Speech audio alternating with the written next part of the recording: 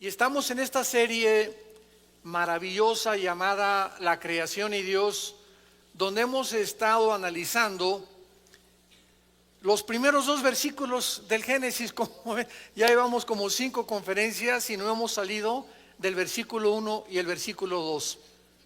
¿Por qué?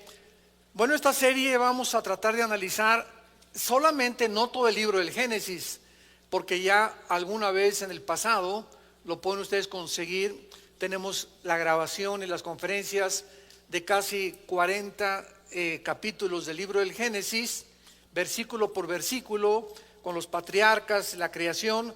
Pero me quise enfocar en estas últimas semanas o meses nada más en los primeros 2 capítulos del Génesis. En los primeros 2 capítulos del Génesis, que ustedes no se imaginan, les motivo para que compren las conferencias anteriores. La Creación y Dios se llama la serie. No se imaginan los secretos que se encuentran escondidos en los primeros 2 capítulos del Génesis, donde la Biblia relata la creación del universo y donde el Espíritu Santo nos comienza a mostrar que lo que sabemos, como dice 1 Corintios 8, no lo sabemos como lo deberíamos de saber. En otras palabras, yo he aprendido en los 41 años que ya tengo, no de edad, sino de cristiano y de predicar la palabra de Dios. Yo comencé a predicar la palabra en 1977. Ahí comencé como misionero en la sierra de Guerrero con Oaxaca. Estuve 3 años en la sierra con los indígenas, durmiendo en el suelo, tapándonos con periódicos.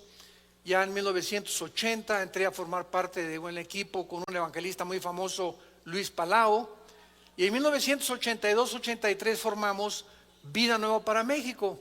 Comencé dando clases. Yo nunca me imaginé, yo creí que era misionero, que Dios me había llamado para misionero, pero Dios me llamó después a enseñar, después como evangelista, y creo que actualmente, ¿verdad?, Dios me está usando como maestro. Entonces, a través de todos estos años he aprendido que lo que yo sabía, primero nos convertimos con un misionero bautista, mi hermano Alejandro y yo, que es el director del ITI, del Instituto Teológico Internacional. Después comencé a estudiar con los pentecostales, con iglesias de las Asambleas de Dios en Acapulco, después con presbiterianos. Entonces, estando en todas estas denominaciones cristianas, pude ver la diferencia entre unos, entre otros. Los presbiterianos enseñan la teología de la reforma, el pentecostalismo, ¿verdad?, pues le ponen más énfasis a los dones espirituales. Los bautistas le ponen más énfasis al evangelismo y a ganar las almas. Pero en todas estas circunstancias pude aprender que muchas cosas que me habían enseñado, yo tenía que venir particularmente a la Biblia y comenzar a redescubrir cosas que tal vez yo no había aprendido igual. Por ejemplo, casi durante los primeros 10 años de nuestro ministerio, nosotros no creíamos en los dones espirituales. Y no fue hasta más o menos en la década de los 90 cuando Dios me mostró que el hecho que haya abusos de los dones espirituales, y por ejemplo como el don de lenguas, no significa que esos dones no estaban vigentes. Entonces yo agarré una aversión a los dones espirituales, porque en aquel tiempo a cualquier iglesia donde nosotros entrábamos, todo el mundo estaba hablando en lenguas y el pastor hablando en lenguas, cuando en 1 Corintios 14 se prohíbe en la iglesia el domingo hablar en lenguas, a menos que haya alguien que interprete, y que sea por orden 1 o 2 o 3, pero no todos al mismo tiempo. Y eso a mí, ¿verdad?, pues me sacaba de onda. ¿Por qué los pastores no obedecen la palabra de Dios? Y a través del tiempo pues ya nos dimos cuenta, ¿verdad?, que todo hay un orden en la Biblia, y para eso se escribió todo el capítulo 14 de Corintios, para regularizar el don de lenguas, del cual se ha abusado muchísimo. Y así comenzamos a descubrir tantas cosas que están en la Biblia, pero que necesitamos entender que mientras más pasa el tiempo y más caminas tú con Dios, más luz tenemos en la revelación. Ya no hay más revelación bíblica. La Biblia es un libro sellado, donde termina con Apocalipsis diciendo que nadie hay que agregarle ya nada. Dios ya no tiene nada que decirnos del infierno, del cielo, de los ángeles, de la vida, de la muerte, de la resurrección, más lo que está aquí. Entonces todo lo que Dios tenía que decirnos se encuentra aquí. Ya no hay tal cosa como que tengo una nueva revelación. Espérame, tienes una nueva iluminación de lo que ya está revelado, pero nuevas revelaciones ya no hay, porque la Biblia está completa. Y si pudiéramos decir que hay más revelaciones, pues nunca acabaríamos de llenar la Biblia. Como les dije hace algún tiempo a un grupo de pastores, si alguien me dice, hermano, es que tengo una nueva revelación, le dije, ponle Tercera de Pancho 3:1 y pégaselo a la Biblia, porque entonces a la Biblia le faltan capítulos. Si tú tienes nuevas revelaciones, es porque Dios sigue revelándonos cosas que le faltaron a la Biblia. Y la Biblia es un libro sellado y completo. Y hay de aquel, como dice Gálatas 1, que os anuncie un evangelio diferente que el que hemos recibido de los apóstoles, los cuales pusieron el fundamento de la palabra de Dios. Y así pasa cuando venimos a las profecías, cuando venimos al libro del Génesis. Yo también creía que el arrebatamiento era a la mitad de la tribulación, porque la Biblia dice que vamos a ser libres de la ira, y la ira comienza aparentemente a la mitad de la tribulación con la persecución del anticristo. Después modifiqué mi manera de pensar, y claro que ahora es inequívoco, ¿verdad?, la forma en la que la iglesia va a salir de la tribulación. Y no vamos a atravesar la tribulación, vamos a salir antes de los 7 años. Se llama el pretribulacionismo, porque está clarísimo con las profecías de Daniel. Entonces, cuando pones en la Biblia Ezequiel, Daniel, Zacarías, Apocalipsis, y armamos el rompecabezas completo, tenemos la visión de poder entender claramente, sin sacar algo de Daniel o algo del Apocalipsis y no tomar en cuenta las demás partes de la Biblia. Ahí es cuando se forman herejías. ¿Qué es una herejía? Es una verdad llevada al extremo, nada más. Es una verdad. O sea, las lenguas existen, pero llegó el momento que comenzaron a enseñar que si tú no hablabas en lenguas, no tenías el bautizo del Espíritu Santo. Eso es una herejía. ¿Por qué es una herejía? Porque si una persona recibe a Cristo y le falta algo, es una persona mocha. Es como un niño que nace y que te falta el páncreas, o naciste sin el hígado. Espérame, eres un fenómeno, no eres una persona completa. Entonces, cuando nacemos en Cristo, estamos completos, dice Colosenses capítulo 2, y no nos falta nada. Hemos sido convertidos, transformados, regenerados por el Espíritu Santo, ungidos con el Espíritu Santo y bautizados con el Espíritu Santo en el momento de la conversión. No nos falta nada más que crecer en la gracia y el conocimiento de Cristo y mantener esa llenura que viene después. Pero ya tenemos al Espíritu Santo, ya fuimos bautizados y unidos a Jesucristo, ya hemos sido ungidos y no hay otra unción. Acuérdense ustedes, en muchas iglesias, ¿verdad? ¿Cómo que otra unción más fresca? O sea, ya no hay más unciones. Dice 1 Juan capítulo 2, 21, que la unción que recibimos permanece en nosotros. Y esa unción, que es el Espíritu Santo, simplemente Él quiere más de nosotros, no nosotros más que de Él. Hay canciones que también dicen, Espíritu Santo, lléname, espérame tantito, te va a contestar. No, yo quiero que tú me pidas que yo pueda darme oportunidad de entrar a tu vida, quita más pecado de tu vida y te voy a llenar. No es a la sopa marucha, no es instantánea. Queremos más de ti, Señor, queremos más de ti, Señor. Él es el que quiere más de nosotros, no nosotros de Dios. Él está esperando que nosotros le abramos más campo en nuestra vida, más santidad en nuestra vida, para que Él pueda llenarnos más con su Espíritu. Entonces vemos que a través del tiempo vamos entendiendo muchas cosas. Y es igual con la oración. Comenzamos a orar y vamos a reunirnos a orar, hermanos. Y comienza un hermano, y el otro por acá y el otro por allá. Oye, cállense por favor todos. La Biblia dice que cuando alguien ora, nos pongamos de acuerdo en el que está orando. ¿Cómo ponemos de acuerdo si todos están orando al mismo tiempo? Pero son costumbres que entraron a la iglesia cristiana. Entonces, cuando hay una reunión de oración, no estamos todos, ¿por acá? Y sí, Señor, y no, por acá, Señor. Total que no me dejan ni orar. De tanto grito y de tanto sombrerazo, ¿verdad? Como decimos en mi pueblo. Entonces, cuando estamos orando, tiene que haber un orden y alguien lleva la oración y los demás nos ponemos de acuerdo en la persona que está dirigiendo la oración. Pero si oramos todos al mismo tiempo, ¿cómo podemos ponernos de acuerdo con el que está dirigiendo la oración? Y así pues hay tantas cosas y tantos defectos en la vida cristiana porque somos imperfectos. Pero mientras más pase el tiempo, más vamos teniendo más orden, conociendo mejor al Señor, la forma como las cosas deben de hacerse. Hay iglesias también, ¿verdad?, en las que yo llegaba y un hermano comenzaba a correr por todo el pasillo y vuelta. Pero yo digo, oye, ¿hay un maratón aquí en la iglesia o qué, no? Y corriendo el hermano y quitándose el saco y otro girando como pirinola ahí a la mitad de los pasillos y aventando las cosas que él traía. Y espérame tantito. Dice la Biblia, hágase todo con orden, porque Dios es un Dios de orden. Y en esta iglesia aparece el circo Ataide. Entonces, todas estas cosas que han entrado a la iglesia y que todavía en muchas iglesias siguen operando de esta manera, es por la ignorancia de la palabra de Dios. Nada más, porque no hay suficientes estudiantes ni personas que quieran buscar a Dios, porque Dios quiere que nosotros podamos conocerle y hacer las cosas de acuerdo a como Él las ha ordenado.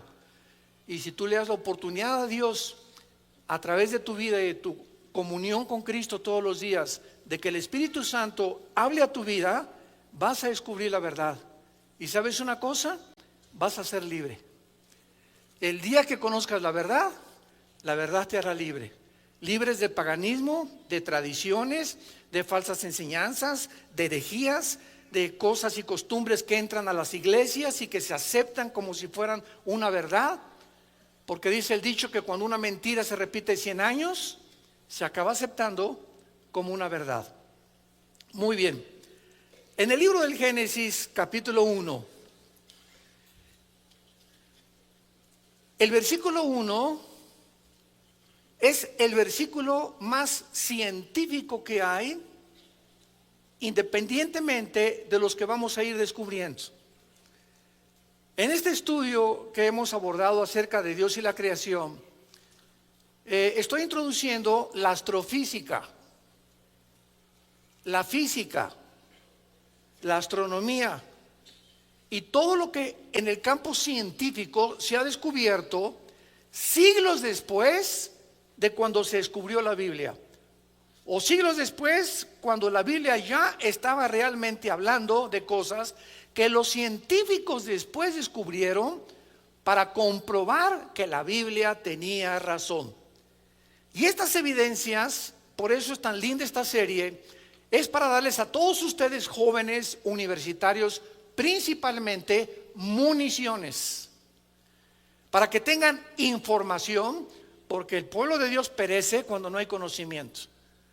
Y cuando no tenemos el conocimiento suficiente, tú entras a la universidad y te vas a encontrar con maestros ateos, humanistas, materialistas y evolucionistas. Y estudiantes y amigos que van a tratar de desviarte del camino, porque Satanás usa a nuestros amigos y casi siempre los más cercanos para tratarnos de desviar o envenenarnos o distorsionar el camino de la santidad, de la justicia y de la luz. Entonces, todo esto es para que ustedes puedan darse cuenta que no hay ningún sistema filosófico, ninguna ideología que la Biblia no haga pedazos. La Biblia destruye el pensamiento humano y las ideas humanas que a través de los siglos han prevalecido y a través de las cuales el mundo ha sido engañado precisamente por ignorar la verdad de Dios. La única verdad que existe en el universo es la verdad de Dios. Y esta verdad es la que nos hace libres. Esa verdad es la que nos muestra realmente el camino que debemos de caminar. Rápidamente, como un ejemplo, la famosa teoría de la evolución. Cuando Carlos Darwin la postula en su libro, el libro de las especies, él no afirma que venimos de los animales. Lee 2 o 3 veces más ese libro y te vas a dar cuenta que él simplemente está postulando, él está hipotetizando, él está filosofando y dice, puede que, chance y, no sé, no estoy seguro, pero estoy investigando allá en los Galápagos, ¿verdad? Cerca de Sudamérica, en unas islas, a ver si encuentro por qué a los pajaritos se les cambia el pico. Y una cosa es la microevolución y otra cosa es la macroevolución. Entonces se tomó como una verdad y se comenzó a enseñar en las escuelas y se sigue enseñando y se siguen sacando los científicos ateos lo que le llaman en inglés el fake news, o las noticias falsas que abundan en el internet. Y en CNN también, y en Fox News, y en todos los medios de comunicación, hay noticias que no son verdad, donde se dice verdad de que venimos de los animales y cómo somos el proceso de una evolución accidental o fortuita, lo cual la biología la contradice, la física la contradice con la primera y la segunda ley de la termodinámica, y la genética con el descubrimiento del ADN en 1954 hace pedazos la teoría de la evolución. Pero ¿por qué se sigue enseñando? Porque no tienen otra cosa que enseñar, porque ningún científico sabe cómo comenzó el universo.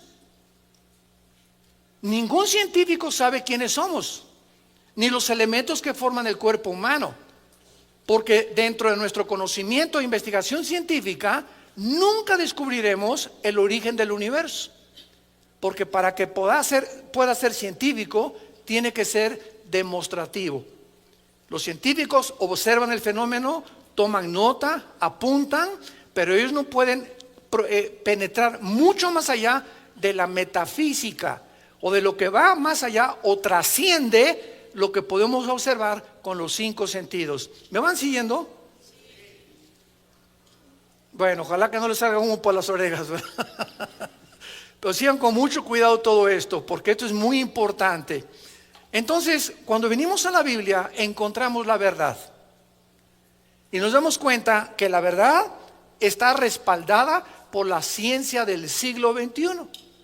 Y que cuando vemos la Biblia y penetramos en la Biblia, descubrimos tesoros que nos llenan de seguridad, de esperanza y poder decir como Pablo, yo sé en quién he creído.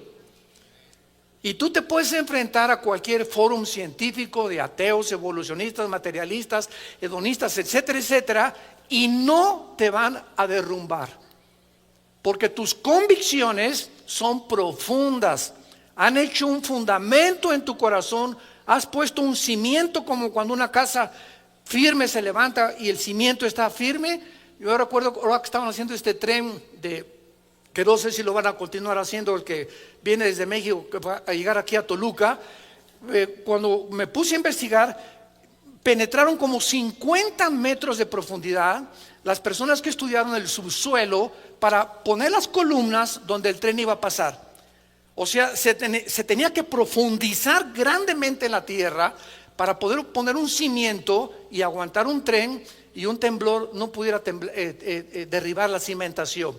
Entonces, mientras más profundo sea nuestra cimentación, más resistes los vientos de adversidad, lleno de engaños, de falsedades, de filosofías y de mentiras, de ideas de hombres como tú y como yo, Sigmund Freud, Carlos Marx, Friedrich Nietzsche, Jean-Paul Sartre, Bertrand Russell, Richard Dawkins, Stephen Hawking, hombres como tú y como yo. Ninguno de ellos fue Dios.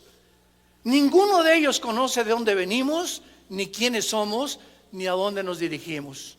Para descubrir esto necesitábamos que Dios bajara al mundo en la persona de Jesucristo y nos revelara a través de la Biblia las cosas que por medio de nosotros mismos nunca las hubiéramos podido descubrir.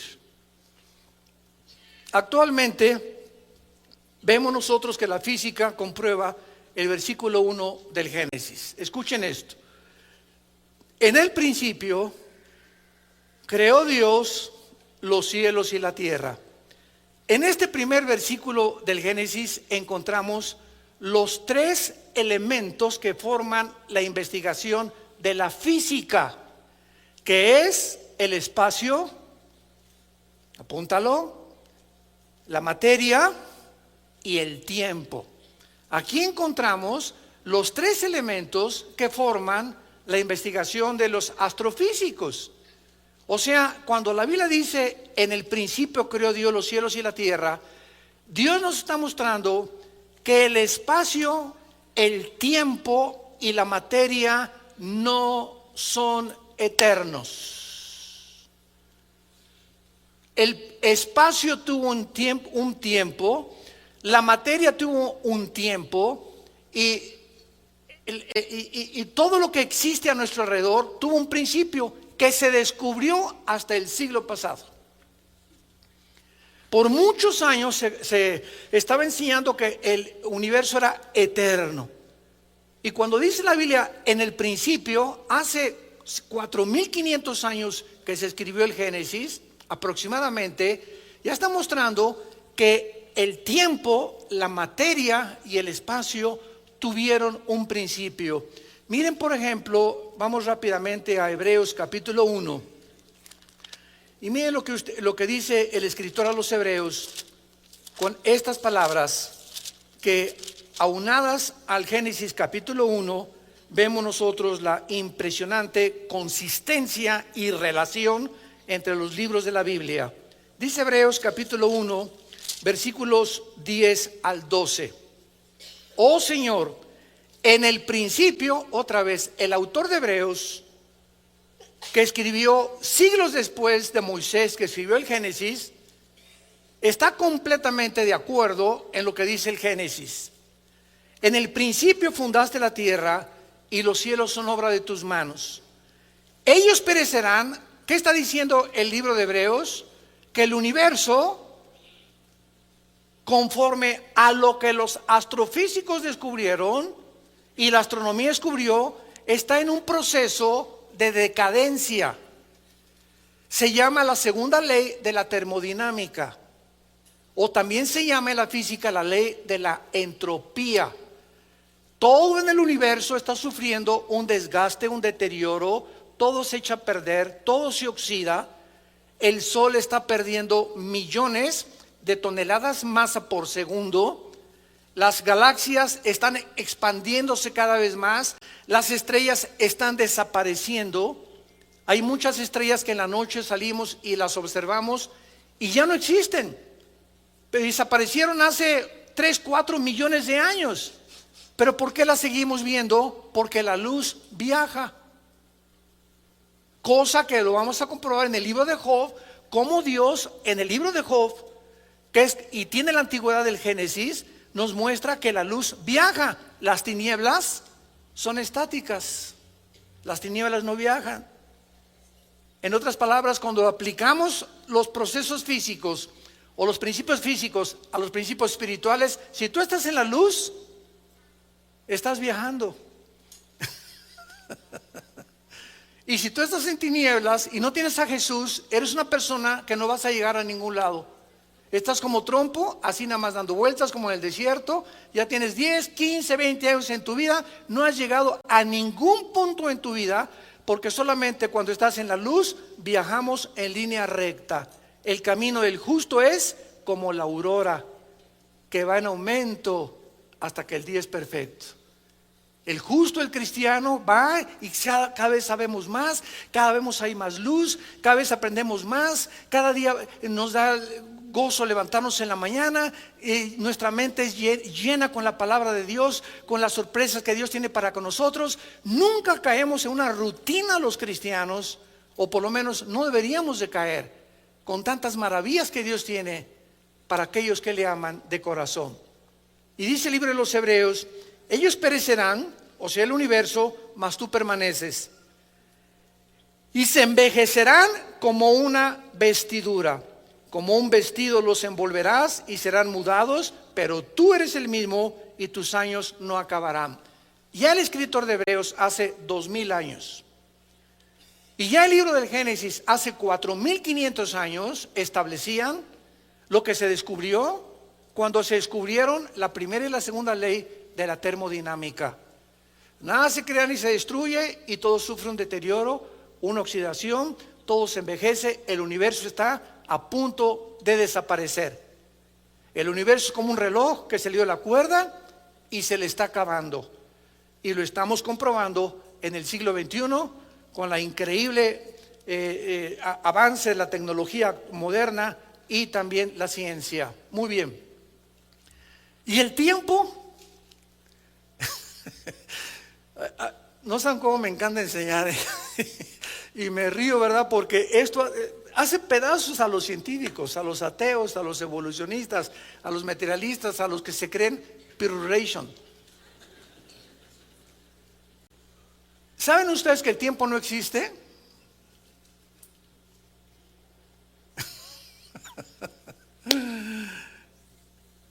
Si hubo un tiempo cuando comenzó el tiempo, vamos a ver. Dios habita la eternidad, ¿ok? Síganme con mucho cuidado. En la eternidad no existe el tiempo. Cuando Dios se revela a Moisés en Éxodo capítulo 3, Dios le dice a Moisés: yo soy el que soy. O sea, yo soy en el presente. Entonces, Dios es el Dios del presente. Si en la eternidad existiera el tiempo, pues hubo un tiempo que comenzó la eternidad. Y cuando hablamos nosotros de la eternidad, creemos que es un punto que comienza aquí y la eternidad es, nunca va a acabar esa raya. Pero no es la forma como la Biblia mide la eternidad. Es como la medimos nosotros. Porque si hay un punto donde decimos que aquí comenzó la eternidad y la eternidad es algo que continúa por los siglos de los siglos de los siglos, entonces la eternidad tuvo un principio. ¿De acuerdo? Pero la eternidad nunca ha tenido un principio ni ha tenido un fin. Dice en Isaías la Biblia que Dios habita la eternidad y con los quebrantados de corazón. Entonces Dios habitaba la eternidad y Dios es luz. En la eternidad no hay tiempo, en la eternidad no hay un principio. La eternidad es una dimensión completamente diferente que no hemos alcanzado a comprender. Síganme con mucho cuidado. Cuando Dios dice en el principio, Dios deja la eternidad y pone una dimensión nueva, que es la dimensión en la que tú y yo estamos viviendo, que es de 4 dimensiones. Nosotros estamos en un universo de 4 dimensiones, que es la altura, la profundidad, la anchura, y en 1942, en el siglo pasado, un científico alemán que huyó a tiempo del nazismo, llamado Alberto Einstein, descubre con una fórmula que él postula, que es la E igual a mc al cuadrado. La energía es igual a la masa por la velocidad de la luz al cuadrado, el tiempo. Entonces, Alberto Einstein introduce lo que la Biblia decía, que el tiempo es relativo. De ahí viene la teoría de la relatividad de Alberto Einstein. ¿Qué quiere decir? Pongan atención. ¿Cuándo fue escrito Apocalipsis? Hace 2000 años. ¿Amén? ¿O no? Bueno, Apocalipsis fue escrito por el apóstol Juan hace 2000 años. ¿Tú ya habías nacido hace 2000 años? Ni yo tampoco. Juan viaja 2000 años en el tiempo y ve lo que ya sucedió, lo que no ha sucedido y lo que está por suceder. Les dije que les iba a salir humo. ¿No es precioso esto? La Biblia es el único libro de los billones de volúmenes que existen en el universo, en las librerías, hiperdimensional. Nadie se hubiera imaginado, ni se le hubiera ocurrido ni a Julio Verne, ni a los más grandes personas de ciencia ficción, de que esto pudiera ser una realidad. Entonces Juan hace 2000 años escribe algo que él vio al anticristo, los sellos, los juicios, el mar se convierte en sangre, las trompetas. Él lo estaba viendo que estaba sucediendo. Y Juan regresa otra vez 2000 años a su cuerpo y nos escribe algo que él vio, que cuando lo estaba viendo estaba sucediendo, que no ha sucedido y que está por suceder. Entonces nos damos cuenta que el tiempo no existe. El tiempo es relativo. El pasado puede estar en el presente en el futuro en el pasado. Y cuando comenzamos a divagar y a pensar en todas estas cosas, decimos, Dios mío, comienzo a entender ahora cómo los santos en la Biblia y los profetas en la Biblia los llevaste al futuro. Otros viajaron hacia el pasado, como Ezequiel. Ezequiel se encontraba preocupado. ¿Por qué, Señor, a Israel lo llevaste a la cautividad babilónica con el rey Nabucodonosor? Y ahí estaba Ezequiel en el capítulo 2 y 3 de Ezequiel, muy preocupado, y en el capítulo 8 y 9 de Ezequiel. ¿Y saben lo que hace Dios? Ezequiel estaba preguntándose por qué Dios castigó a Israel en la cautividad 70 años en Babilonia. ¿Saben lo que hace Dios? Dios saca a Ezequiel de su cuerpo, en su espíritu, y lo traslada al pasado. Y le dice Dios a Ezequiel, en el capítulo 8 y 9 de Ezequiel, quiero llevarte al pasado para que tú veas en el pasado lo que estaban haciendo los líderes de Israel y por qué los castigué. Y entonces Ezequiel escribe que los líderes de Israel y casi todos los varones de Israel tenían infectada la mente con pornografía. Toda la mente de ellos estaba sucia con todas las inmundicias que Dios les prometió y las escribió en el libro de Levítico capítulo 18, 9, 20, 21 y 22. Sexo con los animales, sexo hombre con hombre, mujer con mujer, bestialismo, sadomasoquismo, etcétera, etcétera. Y dice Dios, esta es la razón por la cual los castigué. Y entonces ya Ezequiel regresa otra vez al tiempo donde él se encontraba y comienza a adquirir una visión mucho más amplia de por qué Dios es justo cuando Él envía juicios al mundo. Y es lo que los seres humanos no comprendemos en el siglo XXI. ¿Por qué mandó Dios un tsunami en Indonesia? Ay, hermano, y en el último tsunami de Indonesia se murieron el 45%, eran pequeñitos, eran niños menores de 10 años. ¿Qué Dios tan feo y tan falta de misericordia? Así pensamos los seres humanos. Y cuando comenzamos a investigar, nos damos cuenta que en Indonesia es uno de los países, es una isla de lo más pagano que existe, y que la prostitución, como en Singapur se comenzó a quitar, es donde más hay en el mundo. A esos niños que Dios se los llevó en el tsunami, fue un acto de misericordia, de llevárselos al cielo para que no crecieran y se prostituyeran. Fíjate cómo cuando cambias el foco y el vidrio para ver las cosas, te das cuenta que los pensamientos de Dios no son nuestros pensamientos. Pero por nuestra mente tan reducida que tenemos y nuestra falta de capacidad de entender que son más altos que nosotros, siempre nos ponemos de jueces de Dios. Si yo hubiera sido Dios, no hubiera permitido este accidente. Si yo hubiera sido Dios, espérame tantito, pero tú no eres más que un renacuajo con cerebro de caracol, hígado de pollo, y ya nos seguimos, ¿verdad? Comparados con Dios. En el principio creó Dios los cielos y la tierra, el tiempo, el espacio y la materia. La materia no se puede separar del espacio, ni el espacio se puede separar del tiempo. Son tres elementos indivisibles en la astrofísica y en la astronomía.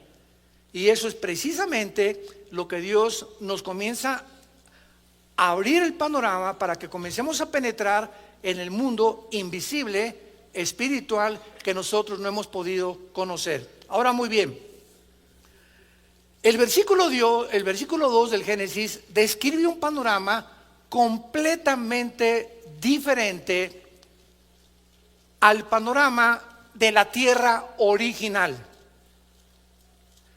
Y entre el versículo 1 y versículo 2 existen en la teología dos teorías o dos perspectivas. A mí me enseñaron, cuando comencé a estudiar teología hace algunos años, que el versículo 1 y el versículo 2 era la continuación de la creación de Dios, y que la tierra pues estaba descompuesta, desolada, y después ya Dios la compuso, y el primer día Dios dijo que sea la luz. Sin embargo, cuando comencé realmente a meterme en las raíces hebreas, en las palabras hebreas del versículo 1 y el versículo 2, descubrí que lo que me habían enseñado no se podía sustentar ni tampoco mantener, al ponerlo en una balanza, de decir que había continuado la creación de Dios, porque lo que descubrí y lo que la mayor parte ahora de los teólogos estamos de acuerdo es que entre el versículo 1 y el versículo 2 pasaron millones de años. Millones de años. Vamos por orden. En el principio, nosotros no existíamos. ¿Quiénes fueron las primeras criaturas creadas por Dios antes que nosotros? Los ángeles, los serafines y los querubines. Los serafines son criaturas que, dice Isaías 6, están arriba del trono de Dios. Los querubines están alrededor de Dios, y en el arca del pacto se describen cuando Dios le dijo a Moisés que fundiera a los serafines, que los pusiera con alas, inclinando, viendo el propiciatorio, o sea, como guardianes de la santidad de Dios. Y los ángeles no son querubines, los ángeles no son serafines. La palabra malak, con K al final, que se usó para ángel, y angelus en el griego significa mensajeros. Entonces, los querubines no son mensajeros de Dios, ni los serafines. Ahí están con Dios en el tercer cielo. Y los ángeles son otras criaturas que son iguales a nosotros.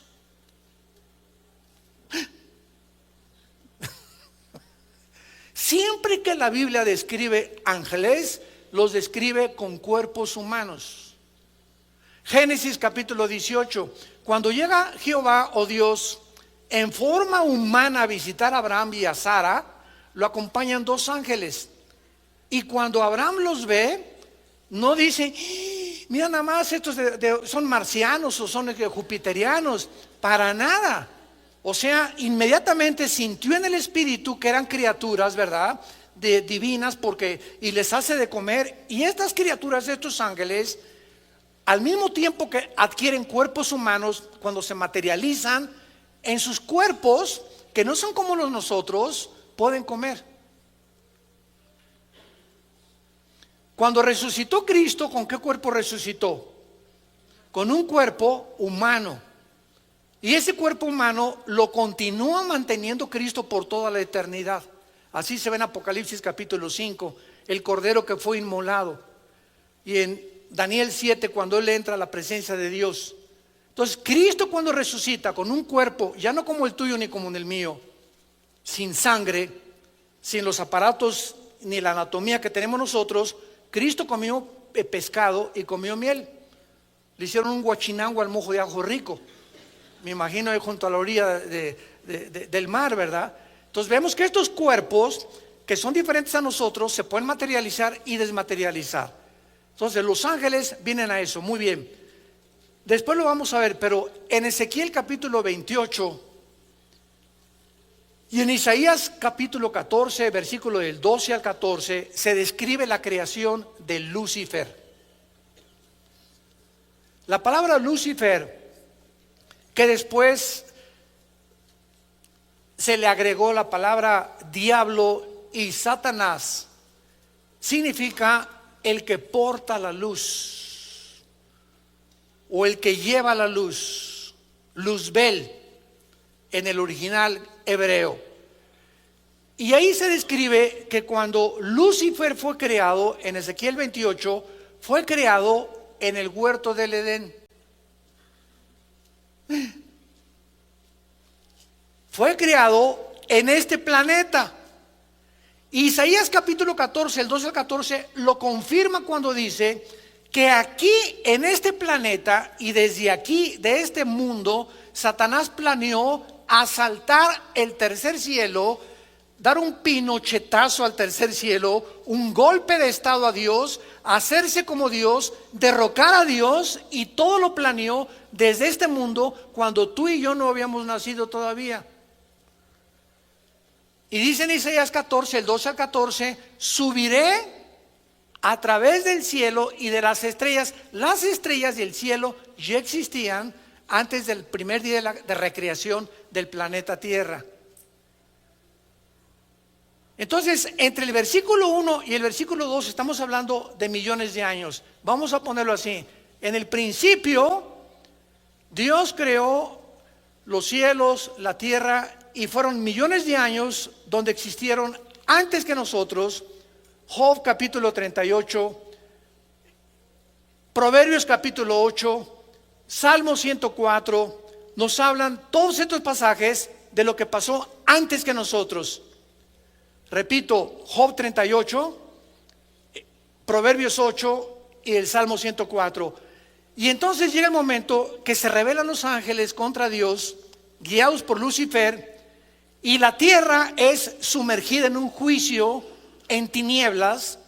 La tierra queda devastada, queda hecha un desierto, que es como se describe en el versículo 2. Y la tierra estaba desordenada y vacía, y ahí se usan dos palabras que por todo el Antiguo Testamento significan vanidad, vaciedad, desorden, estado caótico. Y en Isaías 45 la Biblia dice que Dios no creó la tierra tohu bohu. Tohu con H, bohu, que se tradujo desordenada y vacía. Dios no creó así la tierra. Y además, ya en el versículo 2 y 3 del Génesis, la tierra aparece cubierta de agua. Nunca van a encontrar ustedes en la Biblia cuando Dios creó la luz, ni tampoco el agua. Lo que Dios creó en el versículo 3 y 4 fueron las tinieblas, como lo confirma Isaías capítulo 45. ¿Están aprendiendo algo? Les dije que nos íbamos a bucear profundo, ¿verdad? Ya basta de la lechita, vamos a sumergirnos en la Biblia, las maravillas de la Biblia. Entonces, en el versículo 2 aparecen palabras que no tienen que ver nada con la creación original de la tierra. Entonces, en el principio pasaron millones de años y llegamos al principio cuando Dios comienza a recrear el mundo, a prepararlo para colocarnos a nosotros aquí en este mundo, después de lo que Satanás hizo con este mundo. ¿Y qué confirma que realmente lo que estamos diciendo es verdad? Porque en el versículo 2 aparecen las palabras tinieblas. Vean las palabras del versículo 2: desorden, vaciedad o caos, tinieblas, abismo, que son palabras, 4 palabras que en toda la Biblia, no nada más en el Antiguo Testamento, están relacionadas con el pecado. ¿Qué hizo que la tierra fuera cubierta completamente de agua? Cuando dice la Biblia, en el principio Dios creó los cielos, Shamayim, que es cielos, y Eretz, con TZ al final, que es la palabra tierra para hebreo, significa tierra seca. Entonces, en el principio la tierra no estaba llena de agua. Fue en el versículo 2 donde aparece llena de agua. ¿Qué pasó entre el versículo 1 y el versículo 2? La caída de los ángeles, la creación de los ángeles y el juicio que Dios sumergió este planeta antes que nosotros fuéramos colocados para poder otra vez reconquistar lo que Satanás había destruido, y fuimos derrotados por él otra vez en el huerto del Edén. Y cuando Adán y Eva fueron colocados en el huerto del Edén, ahí estaba ya Hashash, que se tradujo en Génesis 3:1 la serpiente. Y esa palabra serpiente no es la palabra hebrea para reptil. O sea, esa serpiente de Génesis 3 no era un reptil, era un ser luminoso, que sabemos más adelante en Apocalipsis 12, la serpiente antigua que se llama Satanás. Muy bien, entonces vemos aquí claramente estas palabras: tohu bohu, desorden y vaciedad; tinieblas que estaban sobre el abismo. ¿Qué es el abismo? Es el centro de la tierra donde se encuentran ¿quiénes? No, los demonios. Pongan atención, en la Biblia se describen 3 prisiones en el centro de la tierra. Una es el infierno, que es la traducción de la palabra Sheol, que es Gena en el griego, y que está en el centro de la tierra. Cristo lo descubrió, lo describió, el infierno. En el infierno no hay demonios. En el infierno se encuentran todos los espíritus humanos que están esperando ser resucitados al final del milenio, Apocalipsis 20 del 11 al 15, en el juicio del gran trono blanco. Entonces, en el infierno no hay demonios. En el abismo está la prisión de los demonios. ¿Quiénes son los demonios? ¿Son ángeles? No. ¿Son ángeles caídos? Tampoco. Son criaturas sin cuerpo que en un juicio de Dios lo perdieron, y ahora sí que, como dicen en Guanajuato, son las almas en pena, o la llorona, o hijos de la llorona. O sea, el mexicano hemos tratado de ponerle a las voces que se oyen en los callejones de Guanajuato y en San Miguel de Allende en la noche y en las provincias, etcétera, etcétera. Y aquí está la llorona y son los espíritus que murieron aquí, etcétera, etcétera. Todas esas cosas son demonios. Cuando a alguien le hacen una limpia, los chamanes, en ese momento esa persona está trayendo demonios a su vida. Se llama brujería en la Biblia, Deuteronomio capítulo 18. Dios prohíbe las limpias, Dios prohíbe la bola de cristal, Dios prohíbe la adivinación, Dios prohíbe la comunicación con los muertos, el contacto con los muertos, el contacto con los espíritus. Todo esto pertenece a las tinieblas. Y si Dios es luz, 1 Juan 1, 5 al 8, y no hay ninguna tinieblas en él, ¿de dónde salieron las tinieblas del versículo 2? Entonces vamos a ver que mientras más juntamos y más escudriñamos y más estudiamos, descubrimos estas maravillas increíbles de Dios. Ahora vamos a ver esto en penúltimo lugar. Pongan muchísima atención en esto. ¿Cuántos cielos menciona la Biblia? El primer cielo, que es donde habita Dios, ¿correcto? El segundo cielo, que es el universo, y el tercer cielo de la atmósfera hacia abajo. Y esto lo menciona 2 Corintios 12 del 1 al 3. Pablo menciona a los 3 cielos. Y en Efesios 2 del 1 al 2 dice la Biblia que Satanás, que la palabra Satanás significa el enemigo, para que lo pongas en tu Biblia, o el adversario. Eso significa la palabra Satán.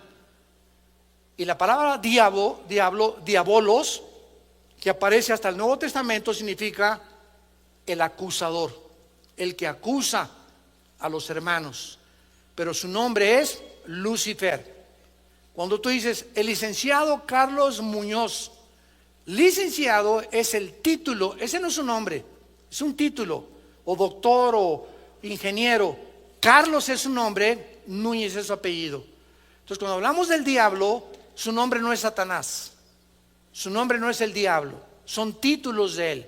Su nombre es Lucifer, el que llevaba o portaba la luz.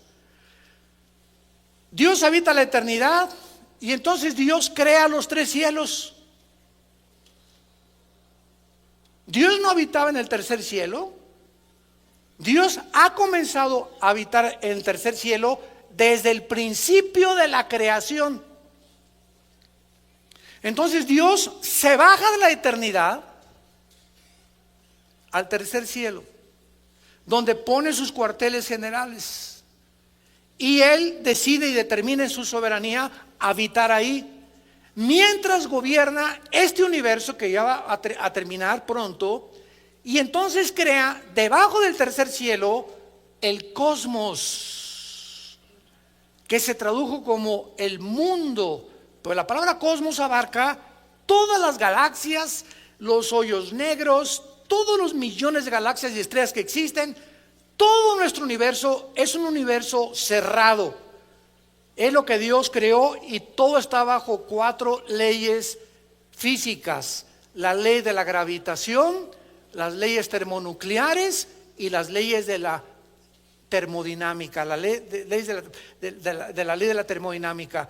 Todo el universo está bajo estas 3 leyes y funciona bajo estas 3 leyes. Y después del cielo cósmico, Dios hace de la atmósfera hacia abajo el mundo en el que tú y yo habitamos, que se llama el primer cielo, que se llama en Efesios 2:1 el príncipe de la potestad del aire, a Satanás. O sea, Satanás opera de la atmósfera hacia abajo, y de la atmósfera hacia abajo operan las ondas de comunicación. El sonido se transmite en ondas. Si te sales de la atmósfera y el sonido no se transmite en ondas, la luz viaja en ondas, y toda la atmósfera hacia abajo. Ahorita estamos aquí, yo no oigo nada, pero si traigo un aparatito que se llama el radio y lo prendo, está la charrita del cuadrante, está FM, está M, y solamente muevo una perillita y agarra una banda que yo no oigo con mis oídos físicos, pero aquí está junto a mí, junto a ti. Aquí estamos llenos de bandas que no vemos ni oímos, pero que existen y que son captadas por un aparato que se llama el radio. Y estas bandas y los medios de comunicación, dice la Biblia, están controlados por Lucifer. Primero Juan capítulo 5 versículo 19: el mundo entero está bajo el maligno. Apocalipsis capítulo 12 del 8 al 10: el diablo que engaña a través de los medios de comunicación al mundo entero. Cuidado con lo que oyes en el internet, en la televisión, en las telenovelas, en las redes sociales, lo que lees. No todo lo que estás leyendo y oyendo es verdad.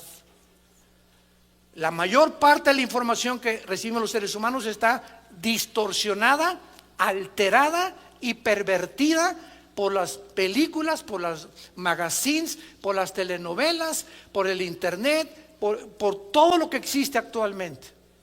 Entonces nos damos cuenta que vivimos nosotros en el primer cielo, que es el cielo donde tú y yo podemos vivir. Nos salimos de la atmósfera, ya no hay oxígeno, el hidrógeno no está compuesto con la mezcla del oxígeno como está de la atmósfera hacia acá, y Dios nos puso, como dice Hechos 17, los límites de nuestra habitación para que viviéramos en este mundo y no te fueras de luna de miel a la luna, por el amor de Dios.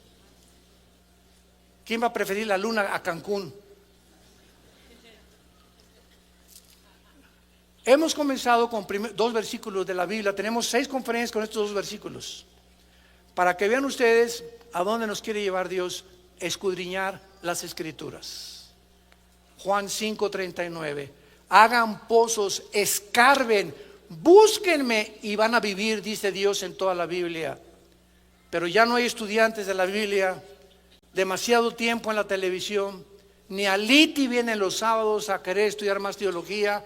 Los cristianos están llenando las iglesias de personas sin conocer a Dios, ni tener convicciones profundas en sus vidas para poder pararte delante de cualquier auditorio, en tu universidad, en un foro científico con maestros, y los haces pedazos a cualquiera que quiera levantarse contra el conocimiento de Dios. Segunda de Corintios 4 del 8 al 10. Refutando argumentos y toda altivez que se levanta contra el conocimiento de Dios, y llevando cautivo todo pensamiento a Cristo Jesús. Te damos gracias, Señor, en esta mañana por tu palabra.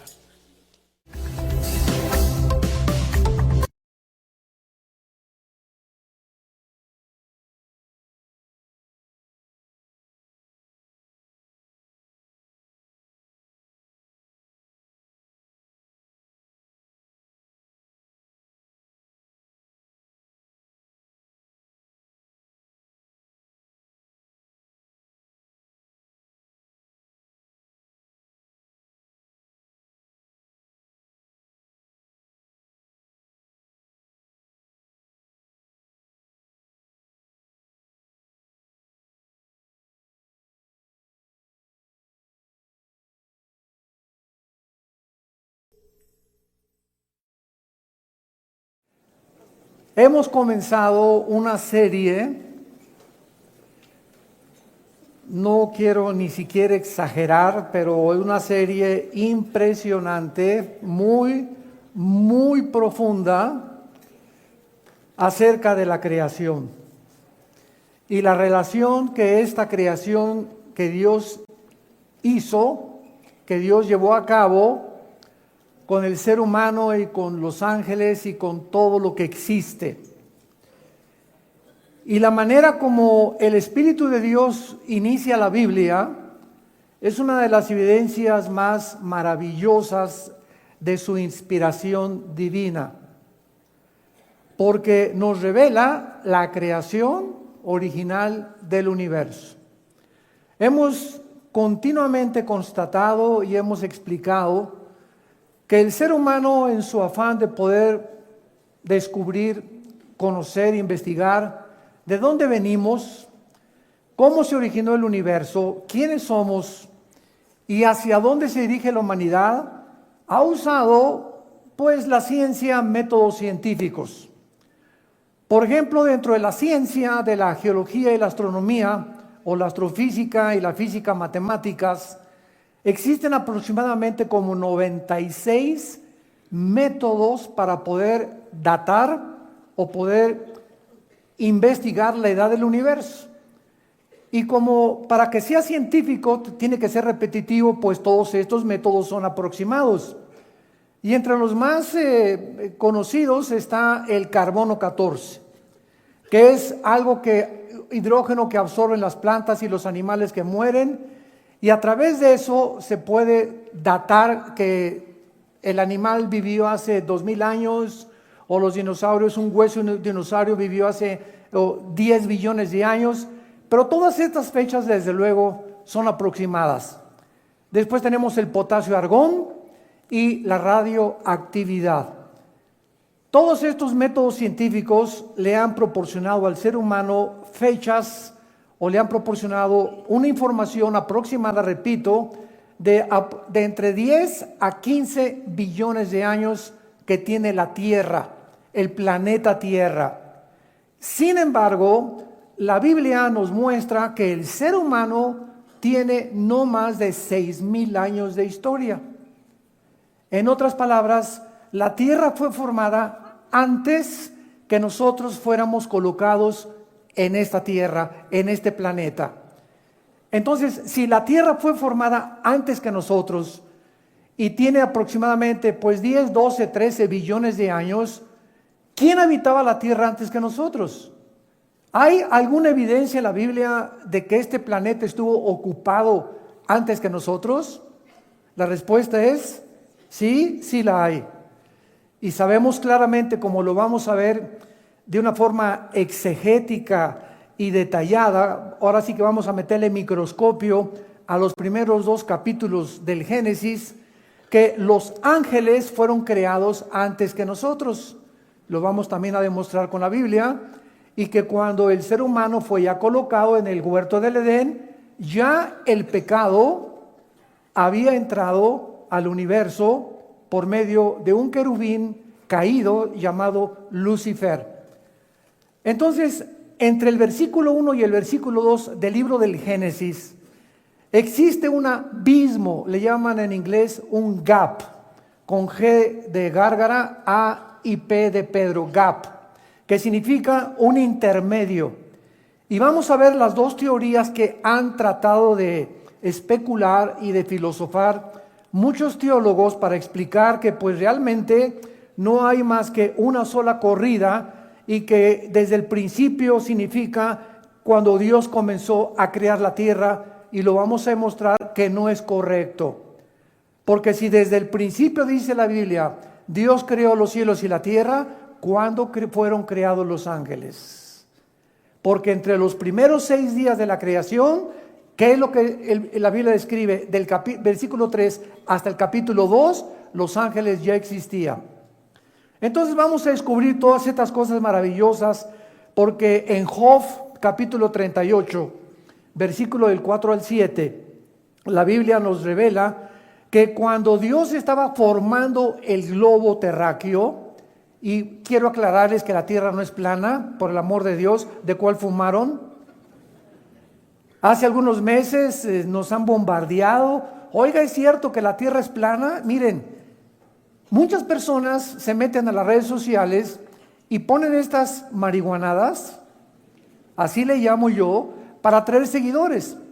Entonces, no, y vamos a buscar alguna forma de demostrar que la tierra es plana, y entonces tú quieres seguir consultando esa página, y ese es el propósito de estas personas deshonestas intelectualmente para atraer seguidores.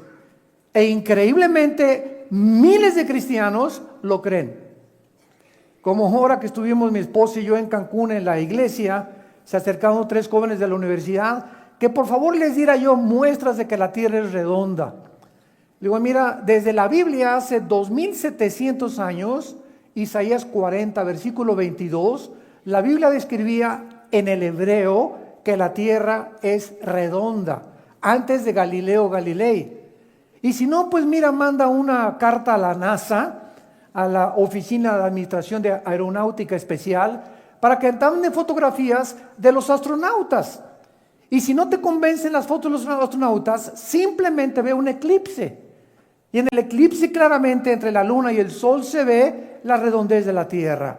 Bueno, no nos vamos a detener en esto, pero es increíble la sarta de mentiras, y también que el presidente Bush planeó la caída de las Torres Gemelas, que lo planearon ellos, que no fueron los árabes, y estamos inundados de mentiras, de pseudo tesis y de falsas conclusiones con el propósito de las redes sociales de atraer gente y de sembrar la mentira, ¿verdad?, para que pueda ser desmoronada la verdad y que lleguemos a un punto donde ya no sabes ni qué creer. ¿Será verdad? ¿Será mentira? ¿Será melón? ¿Será sandía? Como decimos en México, para no seguirle más adelante. Entonces, tenemos que entender que tenemos la Biblia y tenemos este documento histórico, geográfico, genético, biológico, químico, matemático, poético, literario, donde podemos poner nuestra atención en medio de tantas tinieblas. Como dice 2 de Pedro 1, 19 y 20, tenemos la palabra profética más segura, a la cual haríamos bien en estar atentos como a una antorcha que alumbra. Ya no te metas a internet, no te metas a las redes sociales, comienza seriamente a estudiar este libro y vas a conocer la verdad, y la verdad te va a hacer libre. Esta es la tercera conferencia de esta serie que se llama La creación de Dios, o La creación y Dios. Esta es la tercera conferencia, les recomiendo las primeras 2. Examinamos bastante acerca de todo lo que estoy desarrollando ahorita, pero vemos también en Job 38, 4 al 7, que cuando Dios estaba formando la tierra y estaba el globo terráqueo, dice la Biblia que Dios le puso medidas. Dios es un arquitecto. Y Dios, cuando hizo el planeta Tierra, dijo: ¡bu! Que aparezca un globo por ahí flotando en el espacio. ¡Bu! Que aparezca un sol. Todo en el universo tiene medidas. Y esto es increíble. Y todo en el universo tiene un diseño y una afinación. Es como exactamente lo que se llama la irreducibilidad compleja. ¿Qué significa esto? Si yo tengo un motor de un coche y me doy cuenta que el carro no arranca, entonces tiene un motor de gasolina, tiene pistones, tiene bujías, tiene diferentes cosas que todas en conjunto tienen que trabajar para que el carro arranque.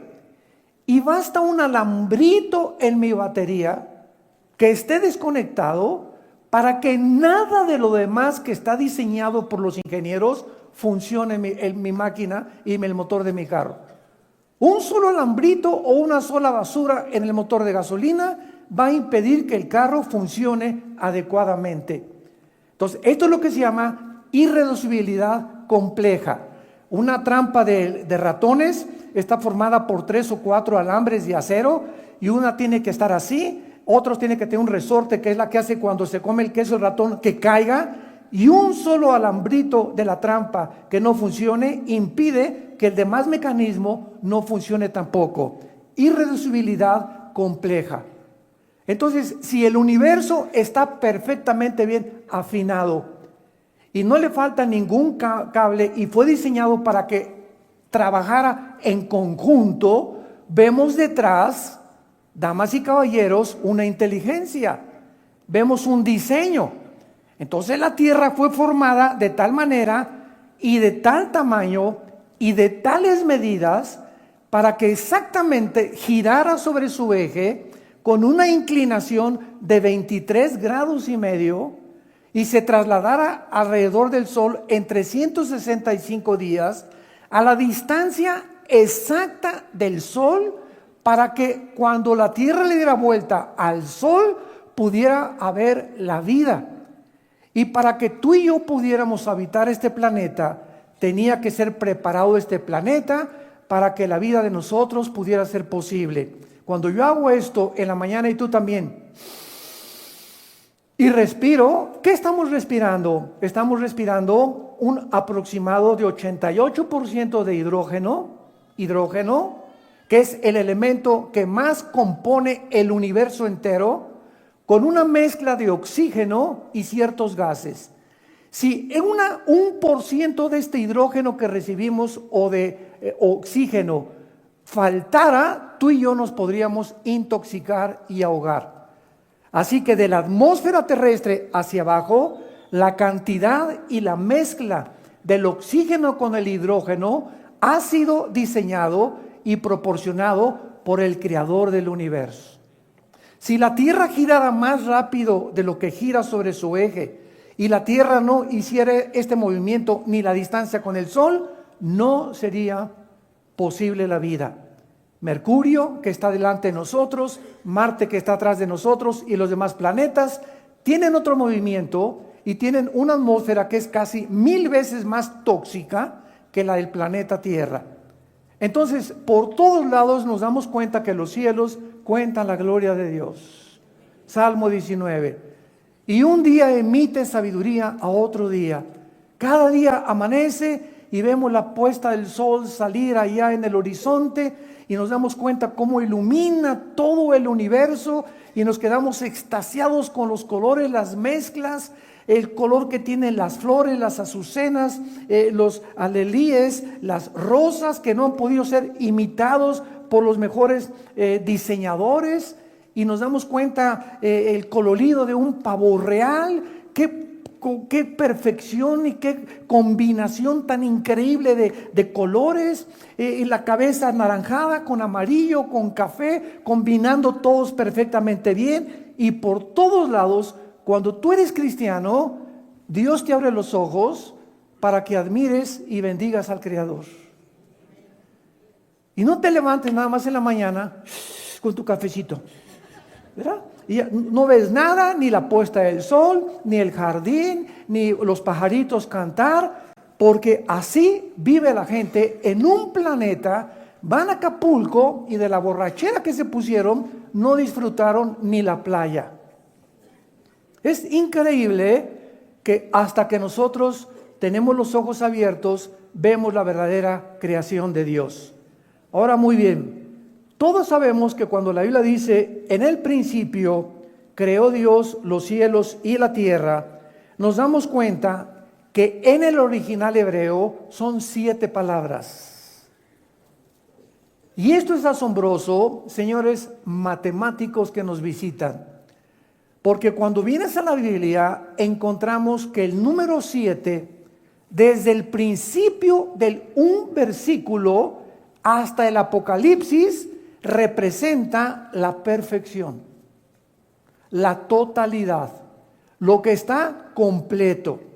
Y por eso llegamos al Apocalipsis: 7 espíritus, 7 sellos, 7 copas, 7 juicios, etcétera, etcétera. El 7 inunda, prevalece en los 66 libros de la Biblia con un propósito. Dios pone detrás de los números, que se llama en la Biblia gematría, con G de gárgara, gematría o gematría, un significado detrás de cada letra.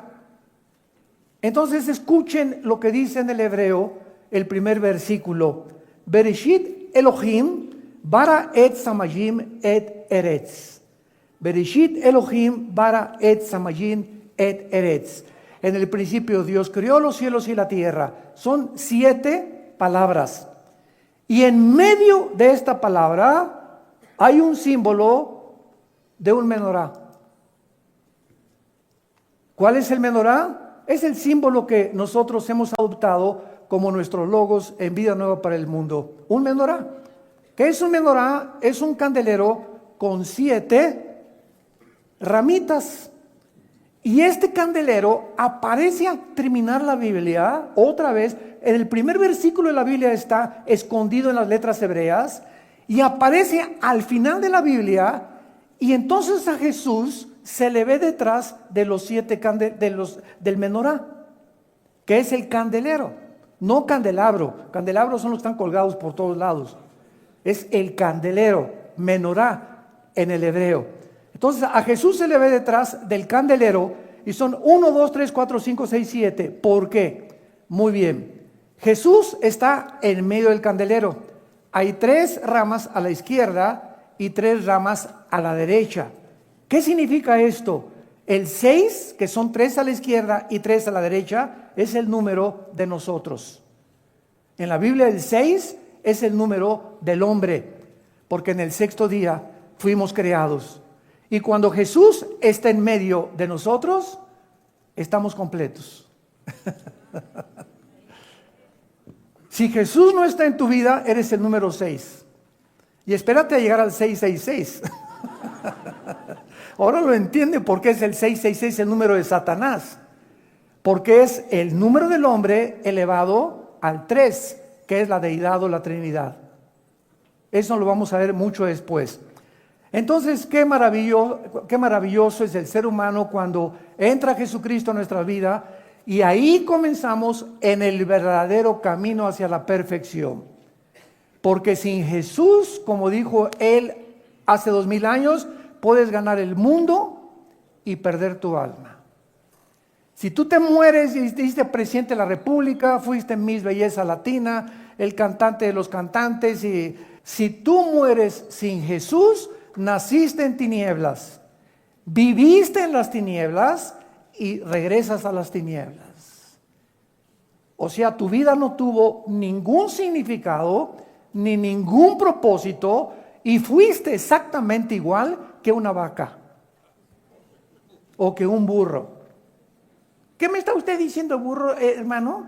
Mira, la Biblia dice que los burros y las vacas se levantan y comen pasto. Todo el día están comiendo, trabajan, comen y duermen. Se levantan, comen, trabajan y duermen. Así es la vida. Dice la Biblia, no lo digo yo, en los Salmos, del ser humano que no conoce a Dios. En nada se diferencia de los animales. Te levantas corriendo a hacer el desayuno, te vas a trabajar, regresas y comes y duermes. Y así pasa tu vida. Y toda tu vida, tu mente giró alrededor. Cómo hacer más dinero, cómo mantenerme en el trabajo, estresado, preocupaciones, hacia adelante, sin esperanza, y así te entierran. Y nunca pudiste conocer la razón por la cual naciste, por la cual viviste. De filosofía en filosofía, de botella en botella, de droga en droga, de mujer en mujer, de hombre en hombre, 3, 4, 5 divorcios, etcétera, etcétera. Porque el hombre, dice la Biblia, buscando sin encontrar. Siempre están investigando y nunca llegan al conocimiento de la verdad. Porque la verdad se encuentra en Jesús. Muy bien, en este principio también, que dice la Biblia, en el principio creó Dios los cielos y la tierra. Esto es increíble, porque a través de la ciencia, pues ha tratado, repito, de investigar el origen de la creación. Y pues calcularon que el universo comenzó con el Big Bang, la gran explosión. Y de una explosión el universo surgió. Esta es la teoría que existe en tu escuela y los astrónomos, porque también los científicos tienen que inventar. Cuando no se puede demostrar en un laboratorio, porque para que sea científico tiene que ser repetitivo, y analizarse en un tubo de ensayo o ser demostrable, ¿verdad? Eso se llama en la filosofía el empirismo. Yo no puedo creer, dice un científico ateo, lo que no veo, lo que no oigo, lo que no huelo, lo que no gusto, ni lo que yo tacto, ni lo que yo toco con mis 5 sentidos.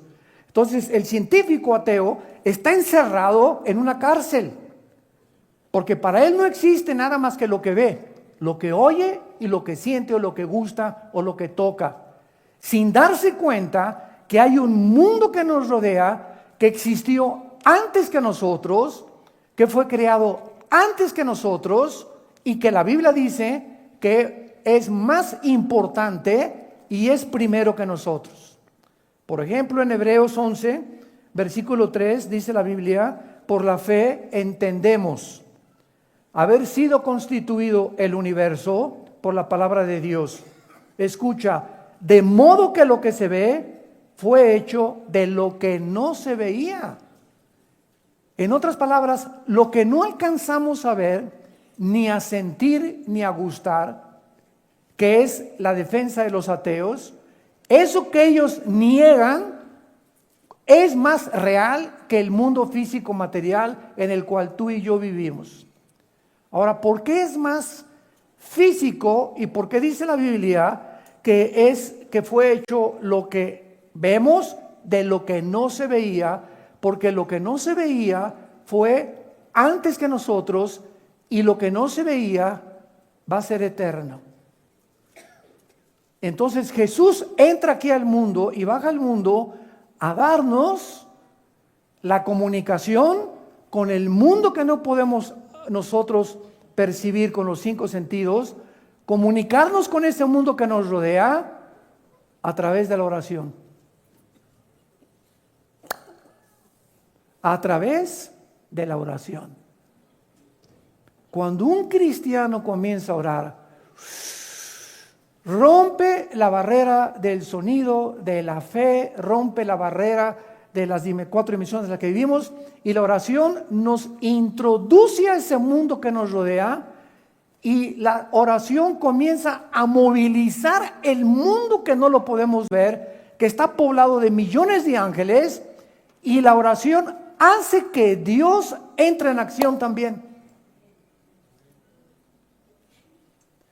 Porque lo que mueve a Dios es la oración, así lo determinó Él. En su soberanía Dios escogió que Él va a actuar en tu vida a través de la oración. Y si tú no oras, como dice en Santiago capítulo 4, no tenéis porque no pedís. Y no tienes por qué pedir porque no conoces a Dios y no sabes qué pedir. Qué importante es por eso conocer la Biblia. Porque al conocer la Biblia y la doctrina de la Biblia, comenzamos a conocer qué quiere Dios para nuestras vidas, qué nos va a contestar Dios, qué no nos va a contestar Dios, y no tenemos que frustrarnos porque pues Dios no me contesta mis oraciones. Y hay razones por las cuales encontramos en la Biblia que Dios no te va a contestar tus oraciones, y siempre, siempre la razón será el pecado. Un pecado no confesado detiene inmediatamente la acción de Dios en nuestras vidas. Pero no vamos a detenernos en eso. Bueno, aparte entonces de que en el principio vemos nosotros la inspiración divina de la Biblia, la ciencia afirma que en ese principio, cuando comenzó la explosión del universo, y que de la nada, imagínense ustedes, de la nada hubo una explosión. Y yo le pregunto siempre a los ateos, que son mi plato favorito, ¿quién produjo esa explosión? Porque la nada no produce nada. ¿Quién produjo la explosión? Ahora muy bien, te voy a aceptar que comenzó todo con una explosión, porque nunca me vas a contestar quién la produjo. ¿La explosión o la materia puede producir el pensamiento?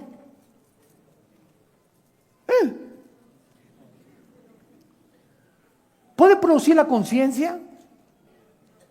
La materia no produce nada, es materia, todo es materia. ¿De dónde vino entonces la conciencia humana?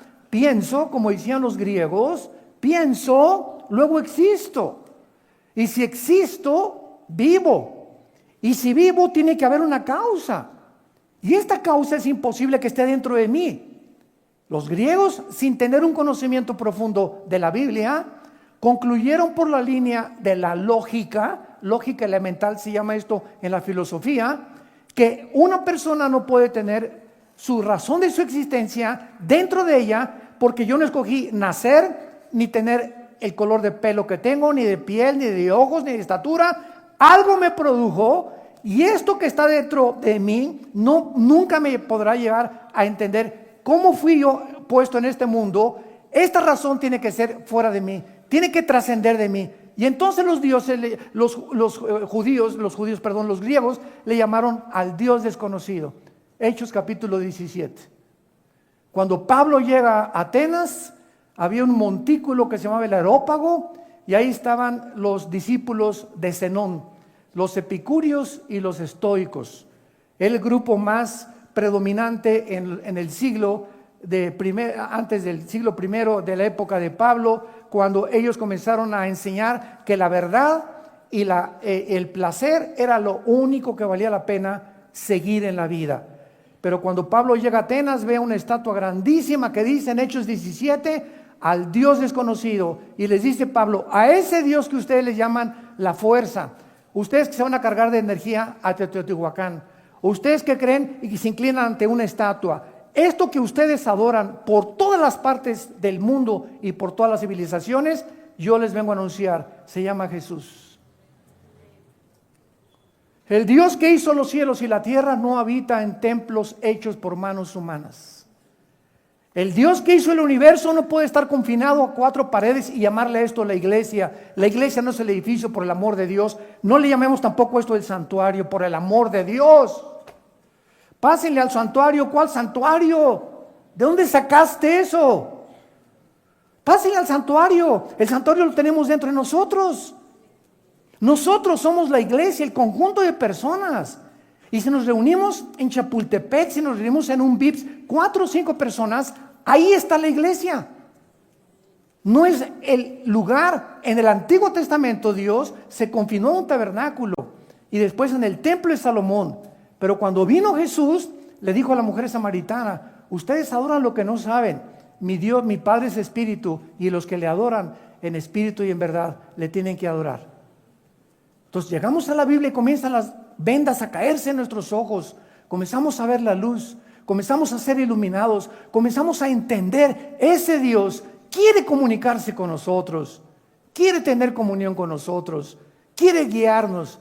Ese Dios te ama, ese Dios te está diciendo esta mañana, te amo, di mi vida por ti en una cruz, y entiende que separado de mí nunca podrás llegar a tu futuro ni lograr nada en tu vida. Entonces, la ciencia está de acuerdo que en el principio existieron 3 elementos: la materia, el espacio y el tiempo. Apúntalo: la materia, el espacio y el tiempo. Estos 3 elementos del universo son indivisibles. En otras palabras, no puede existir la materia sin el tiempo, ni el tiempo sin el espacio, porque el tiempo es relativo de acuerdo a la teoría que Alberto Einstein descubrió, E igual a mc al cuadrado. La energía es igual a la materia por la velocidad del cuadrado de la luz multiplicado la luz de la luz al cuadrado. E igual a mc al cuadrado.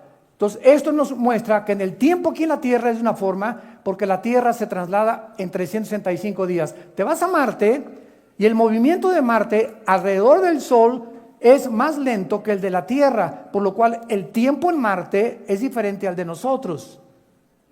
Y si tú te vas en un cohete mañana a Marte y tienes 40 años de edad y tu esposa también tiene 40 años de edad y pasan 5 años aquí en la Tierra y no ha bajado tu gavilán, cuando él regrese a la Tierra, él va a tener 2 o 3 años más nada más y tú vas a tener 55 años de edad.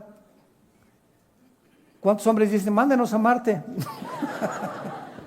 Lo estoy oyendo, No crean, aquí oigo también bastante sinvergüenzas. Bueno, entonces esto es verdad, todo esto que estamos hasta el siglo XX. Hasta el siglo XX comenzamos con las físicas matemáticas, aunque Blaise Pascal y Laplace e Isaac Newton ya habían entrado en el mundo de la investigación, la física y las matemáticas. No fue hasta el siglo XX pasado cuando comenzaron a establecerse claramente la mayor parte de las leyes, como las leyes nucleares, la primera y la segunda ley de la termodinámica y las leyes de la gravitación que ya Newton había postulado 2 o 3 siglos de anticipación. Entonces, cuando nosotros hablamos de que Dios realmente comenzó y dice, en el principio, ¿qué vemos? En el principio, el tiempo. Dios creó los cielos y la tierra, la materia, y los cielos, el espacio. ¿Se dan cuenta? Los 3 elementos que la física confirma que forman el universo se encuentran en el primer libro del Génesis. Bueno, vamos a seguir investigando.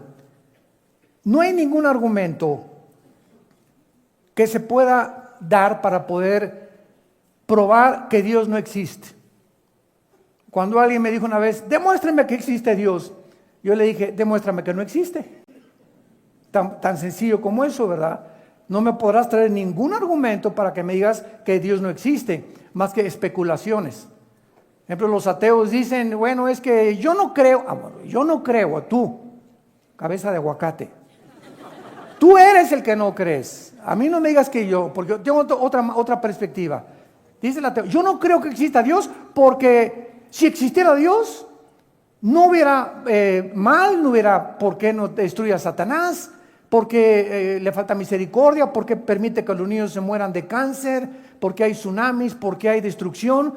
Entonces el ateo en su mente no puede cuadrar a un Dios que permita estas cosas que llamamos nosotros tragedias. Y como en su mente él no puede cuadrar, y como dijo Dion Teofilito, ni lo podrá nunca, porque nuestra mente es de chinche, de renacuajo, de caracol, comparada con los pensamientos y los caminos del Dios del universo que no cabrían en nuestra mente. Entonces yo le digo a un ateo, ¿verdad? Muy bien, en tu mente tienes un Dios que no es el Dios de la Biblia. Porque entonces ese Dios que tú quieres que exista no debió haber permitido que el mal entrara al universo. ¿Correcto? Me contesta el ateo, amén, amén, amén. Yo, fíjate tu posición. Entonces tú estás pensando que si tú fueras Dios, serías más sabio que el Dios de la Biblia. Tú ahorita no entiendes por qué Él ha permitido eso, y tu posición es la de, mira Dios, tú el Dios de la Biblia, bájate de ahí y te me sientas aquí. Yo soy el abogado que te voy a comenzar a acusar. A ver, contéstame, ¿por qué permitiste los tsunamis? ¿Por qué permitiste estas cosas? Etcétera, etcétera. Entonces te conviertes tú en el acusador, creyendo en tu soberbia intelectual, que tú tendrías un Dios mejor o que tú hubieras hecho un universo diferente al cual Dios creó, porque tú no entiendes las razones de la sabiduría por las cuales Dios permitió lo que Él existe ahorita. ¿Cómo puedes atreverte a creer que tú eres más sabio que Dios? Ahora, fíjate la posición honesta de un ateo, que ya los ateos ya casi no existen. La posición más honesta, intelectual y filosóficamente es la de una persona escéptica o un poco agnóstica. Agnóstico, sin conocimiento. Una posición honesta es la siguiente: yo no sé por qué existen todas estas cosas. Yo no entiendo por qué pasan todas estas cosas. Oh Dios, si tú existes, yo te pido, Señor, que me hagas entender la razón que se encuentra detrás, porque estoy como un niño de 3 o 4 años que cuando su papá le hace pau, pau, pau, el niño percibe que las nalgadas es un símbolo que el papá no lo quiere. Sin saber el niño, por su limitación intelectual, que el pau, pau, pau forma parte también del amor. Porque el que detiene el castigo a su hijo aborrece. dice Salomón en Proverbios. Si yo tuviera un oso que se cae en una trampa, un oso, y el oso supiera que lo que estoy tratando de hacer es sacarlo de la trampa, no me arañaría, ni tampoco me daría zarpazos ni mordidas, porque en su mente no entiende que le quiero hacer un bien a ese oso. Entonces él va a comenzar a hacerme así, y si él entendía que mi propósito es sacarlo de ahí, se dejaría mansamente sacar de la trampa. Y así somos nosotros también. Estamos en un mundo completamente limitado, intelectual y finitamente en nuestra capacidad de pensamiento. Y como no entendemos por qué hay muchas cosas que permite Dios, yo no puedo concluir. Como yo no lo entiendo, concluyo, no existe Dios. Eso no es honesto filosóficamente en el ateísmo. Más bien, Señor, te pido que tú me enseñes por qué permite estas cosas si existes. Esta fue la posición a la que yo llegué hace 43 años. Yo peleaba con estos pensamientos. Y cuando mi hermano Alejandro me comenzó a compartir a Jesucristo, los amenacé de muerte. Yo traía una pistola 9 milímetros aquí detrás de mi cinturón desde los 14, 15 años de edad. Anduve armado. Y ya estaba con mis pensamientos de revolución social y Tlatelolco y por aquí, por allá, el comunismo, dialéctica materialista, el Che Guevara, bla, bla, bla, bla, bla, bla. Y cuando me hablan de Cristo, yo los amenazo y les digo, saqué la pistola un día y se la puse en la cabeza y le dije, tú me vas a hablar de este Cristo, yo te mato. A mí no me vengan con esas tonterías. Él fue un gran iluminado, fue un gran revolucionario, etcétera, etcétera, etcétera. Y entonces leí 1 Corintios 1, del 21 en adelante. Y le hacía estas preguntas al grupo de cristianos que me perseguía tratando de convertirme al cristianismo. Y entonces leí ahí que la Biblia decía, porque lo necio de Dios, lo que a nosotros nos parece una necedad y una estupidez, es la sabiduría de Dios. Y lo débil de Dios, ese hombre que en la cruz murió sin que los dioses, como dicen los griegos, lo ayudaran, esa debilidad y ese hombre en la cruz era la fuerza de Dios. Y Dios lo hizo a propósito para poder destruir nuestra sabiduría. Para que a través de nuestras conceptualizaciones y de nuestras resoluciones disque filosóficas, nunca encontráramos a Dios si Él no bajaba del cielo y nos revelaba quién es Él. Y eso fue lo que me cimbró y me puso en una posición de balance. ¿Qué estoy haciendo? Creyéndome yo que soy más inteligente que un Dios, creyendo que algún ser humano tiene la solución para la pobreza, para la injusticia, para la falta de paz en el mundo, para las enfermedades. Creemos que dentro de nosotros podemos resolver problemas que van más allá de la capacidad que tenemos como humanos para resolverlos. ¡Cuánto orgullo! Comencé a decir en mi vida, ¡cuánto orgullo! ¡Qué orgulloso soy! ¡Qué soberbia intelectual! ¡Qué Friedrich Nietzsche, ni qué 8 cuartos! ¡Qué Jean-Paul Sartre, ni qué Bertrand Russell, ni qué Sigmund Freud, ni qué Carlos Marx! Todos eran hombres como tú y como yo. Jesús dijo, yo soy el camino, la verdad y la vida.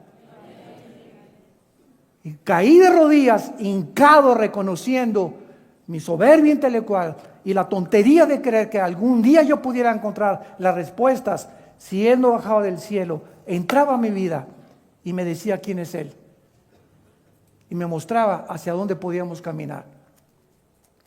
Cuando Jesús moría en la cruz, había 2 grupos de personas, los religiosos y los griegos. Ahí estaban en la cruz, los religiosos y los griegos. Los religiosos, de acuerdo a su teología, ese hombre en la cruz no podía ser el Mesías. ¿Por qué?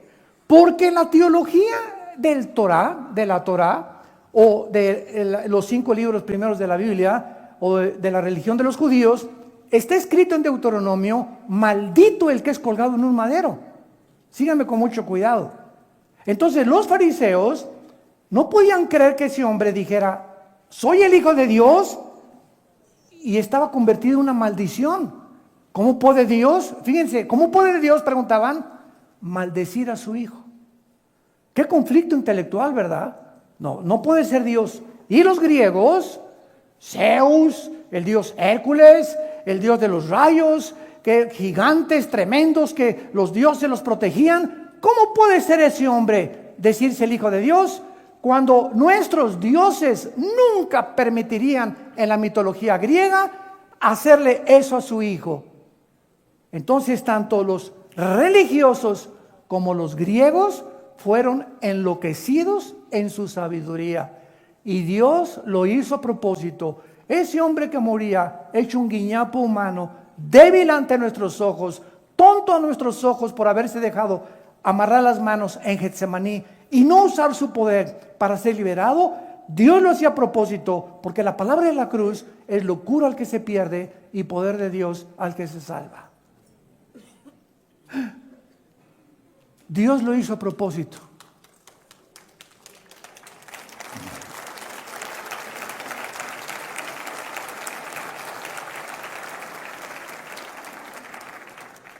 Este primer versículo de la Biblia refuta completamente el ateísmo porque postula la existencia de un Dios. Refuta el materialismo porque es Dios quien creó la materia. La materia no entró en el espacio sin nada, sin que nada la produjera. Refuta el panteísmo porque el panteísmo enseña como los gurús, tu padrino el gurú Maharaji, enseñaba: yo soy Dios y el universo es Dios, todo es Dios. Dios es el universo, Dios es la materia, nosotros somos Dios, somos dioses todos. La Biblia enseña en este primer versículo que Dios está separado de su creación. No es cierto que todo sea Dios y que Dios sea todo. Eso se llama el panteísmo. Y en cuarto lugar, refuta la evolución, porque no somos el resultado de una evolución fortuita ni accidental de los animales, ni de una selección natural darwiniana. Si Carlos Darwin hubiera conocido el ADN que se descubre casi un siglo después de su libro El origen de las especies, el ácido desoxirribonucleico, que en 1954 se descubrió por los doctores Crick y Watson, Carlos Darwin nunca se hubiera atrevido a postular que venimos de una evolución natural. Yo no creo que haya sido tan grande soberbio Carlos Darwin. Simplemente yo leí el libro, yo lo leí 3 veces, El origen de las especies, cuando era estudiante, y simplemente él postuló, puso ahí una teoría. Él jamás ni siquiera la aceptó que era verdadera. Y por eso tú lees en el libro, chanceí, puede que, no estoy seguro, a lo mejor. Eso no es un lenguaje científico. Él simplemente estaba postulando, ¿verdad?, enseñando que era una teoría que él traía, porque no había otra forma de poder determinar por métodos científicos de dónde nosotros venimos. Ahora, muy bien, esto también es el fundamento, esto es muy importante, verdadero de toda la verdadera teología que existe, porque todas las filosofías humanistas, vamos a diferenciar. Humanismo es diferente a humanitarismo. Es importante definir términos cuando hablamos. El humanismo es la filosofía que enseña que el hombre es la corona de la creación, que el hombre va a encontrar dentro del hombre la respuesta de por qué estamos aquí, de dónde venimos, a dónde nos vamos. El hombre tiene la capacidad de resolver la pobreza, la injusticia y la falta de paz. Esto se llama humanismo. Cuando alguien, un gobernante, un juez, un diputado, un teólogo, un filósofo comienzan a enseñar que nosotros podemos resolver los problemas de la humanidad, esa persona la puedes clasificar como un humanista. El humanitarismo es la compasión por los humanos, que es otra cosa. No confundas la magnesia con la gimnasia. Es completamente diferente. Una persona humanitaria es una persona que se compadece y se identifica con el dolor y el sufrimiento de los humanos. Eso es muy diferente. Muy bien. Entonces, esto es el fundamento de la teología, porque los humanistas comienzan con el hombre como el amo de la creación. El hombre es la corona de la creación. El hombre va a conquistar el mundo. El hombre va a llegar a la época de Acuario. El hombre esto, el mundo va a mejorar. Eso es el humanismo. Y nos damos cuenta que la misma experiencia en el siglo XXI ¿Dónde nos encontramos? Estamos al borde de una tercera guerra mundial. Antier aterrizaron 2 aviones Hércules con más de 12 nucleares explosivos en Venezuela. Ya Putin está en Venezuela. Desde luego que Irán le acompaña con el grupo terrorista Hezbollah, porque Irán sostiene y mantiene al grupo terrorista más grande del universo, Hezbollah, desde hace más de 25 años. Ahí se encuentran ya, por la paranoia de este señor, ¿verdad?, de que dice que lo quieren matar. Pero ahí está la presencia ya, y no son juguetes, no son juguetes. Ya en Sudamérica se encuentra la presencia rusa, con el propósito de pasar la Navidad, jingle bells, para nada, ni van a cantar Noche de Paz tampoco. Estamos nosotros ante una filosofía que es verdadera como Dios, el creador, el diseñador, el legislador y el sustentador del universo. Veamos lo que dice en Isaías capítulo 40, versículo 26 y 28, la Biblia, acerca del Dios de la Biblia. Isaías 40, 26 y 28. Levanten en alto vuestros ojos, nos manda Dios, y miren quién creó estas cosas. Él saca y cuenta su ejército. Está hablando de las estrellas. A todas llama por sus nombres. Ninguna faltará. Tal es la grandeza de su fuerza y el poder de su dominio. Este Dios, para que se te fundan los fusibles, este Dios, cada estrella de los billones que existen en el universo, les ha puesto nombre. Cuando vas a la peluquería, Dios sabe cuántos pelos te cortó el peluquero y cuántos te quedan en la cabeza. Cuando vas caminando por alguna calle y matas una hormiguita o matas una cucaracha en tu casa, Dios sabe que ese insecto dejó de existir. Cuando tú ves un hormiguero y ves la coordinación impresionante de las hormigas que no fueron anteriormente programadas ni son insectos indeterminados, sino que actúan instintivamente, y ves las hormiguitas cómo se cruzan, cada una sabe el granito de arena que tiene que cargar, dónde lo tiene que poner, quién las dirige, quién le dice aquí, aquí, aquí, acá, quién hace el hormiguero, quién las gobierna, y cada hormiguita que existen en los billones de hormigueros en el mundo, Dios sabe cuántas son. Ahorita que tú llegaste aquí a este lugar, ¿verdad? Repito, no es la iglesia, a este edificio. Cuando tú llegaste, tú no sabes dónde te ibas a sentar. Dios sabe cuando tú llegas a este lugar, quién iba a estar a tu derecha y quién iba a estar a tu izquierda, atrás y adelante. Dios sabe el momento exacto en que te vas a parar y te vas a ir a tu casa. Esto se encuentra en el Salmo 139. Aún las palabras están lejos de mí cuando Dios sabe lo que voy a hablar. Mis pensamientos los conoce. Jeremías 1:5, Dios le dice a Jeremías: cuando estabas en el vientre de tu madre, te conocí. Cuando estabas en el vientre de tu madre, un feto, yo sabía quién eras, Jeremías.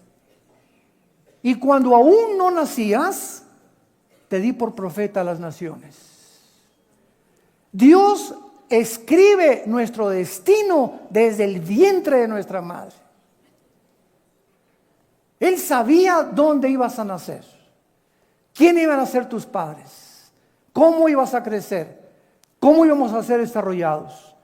Él sabía cuándo su Hijo iba a aparecer en nuestra vida y tendríamos la oportunidad de recibirlo como Salvador. Y desde ese momento en adelante ya nos hace responsables de la información y del conocimiento que tenemos de sus verdades.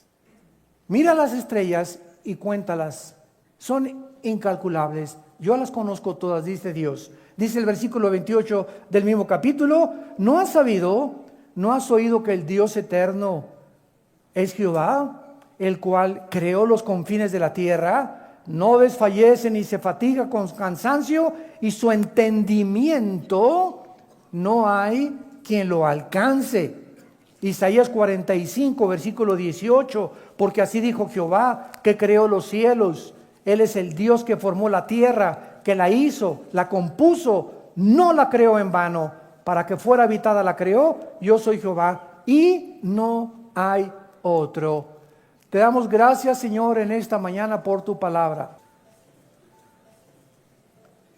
Guíanos, Señor, en este maravilloso estudio del Génesis, donde estamos estableciendo los principios básicos de tu teología, de tus caminos, para que podamos comprender, antes de seguir adelante, quién eres tú. Gracias porque nos has revelado el conocimiento de tu voluntad. Nos has dado a conocer quién eres mediante el Espíritu Santo y la Biblia. Nos has dado a tu Hijo en una cruz, porque no había otra forma. No existía ningún otro camino en la que el ser humano pudiera comprender que de tal manera amó Dios al mundo que nos dio a su Hijo unigénito. Y esta comprensión apenas estamos comenzando a entenderla. Dios es amor. El que no conoce a Dios no puede amar como Dios ama, de una forma incondicional. El amor es sufrido, el amor no tiene envidia, todo lo espera, todo lo soporta, no busca lo suyo, no guarda rencor.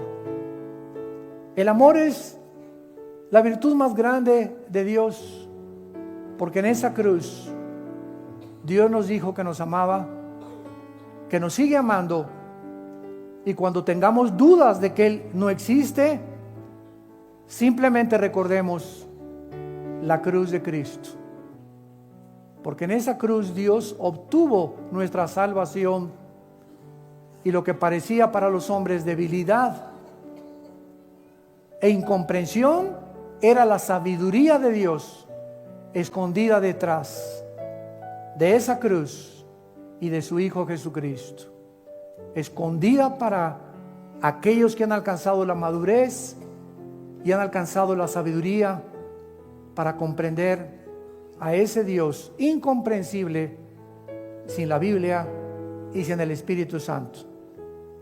En esta mañana Dios te pide que vengas a Él. Muchos de ustedes que nos escuchan por las redes sociales lo han estado buscando. Millones de personas lo siguen buscando y siguen buscando sin encontrar. Porque Jesús dijo, el que me ve a mí, ve a Dios. Y nadie conoce a Dios sino el Hijo y aquel a quien el Hijo lo quiera revelar. ¿Quieres conocer a Dios? ¿Quieres saber por qué piensa como piensa y por qué hace lo que hace? Ven primero a su Hijo Jesucristo, porque Él es Jesús, quien el Padre escogió para que Él nos revele cómo es el Padre. ¿Qué tengo que hacer?, me preguntarás, para tener esta relación íntima con ese Dios increíblemente grande para mis pensamientos. Solo dile ahí en tu corazón, perdona mis pecados, me arrepiento de mi vida, creo que en la cruz pagaste por ellos con tu sangre preciosa, y te pido que entres a mi corazón como mi Señor y mi Salvador. En el nombre de Jesús, amén.